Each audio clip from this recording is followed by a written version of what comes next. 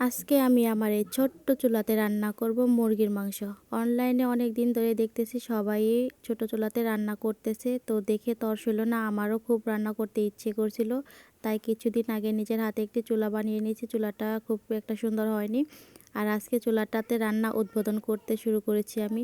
তো মাশাল্লাহ, আমার রান্নাটা দেখছিলাম মোটামুটি অনেক সুন্দরই হয়েছিল এদিকে, কিন্তু চুলাটা জ্বালাতে অনেক কষ্ট হয়েছিল।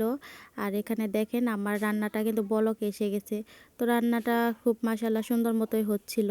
এই ছোট্ট পাতিলে বলকানো দেখে মনটা খুব খুশি খুশি লাগছিল, সেই ছোটোকালে যেমন চলে গেছে। আর এইদিকে আমার রান্নাটা দেখেন একদম শেষ। এখানে কিছু ভাত নিয়েছি, মাংস নিয়েছি, আর আমি যেহেতু রোজা রয়েছি এর জন্য বাচ্চাদেরকে ডাকলাম, আশেপাশে ছেলে মেয়েদের। ওরা এসে দেখেন ওরা কত সুন্দর করে খাচ্ছিল, আর আমি দাঁড়িয়ে দাঁড়িয়ে দেখছিলাম। এত ভালো লাগছিল আমার এই মুহূর্তটা যে বলে বোঝানো যাবে না। যাক, আপনারা যারা দেখতে চান এরকম একটু নিজেরাই ট্রাই করে দেখবেন, খুবই ভালো লাগে অনুভূতি।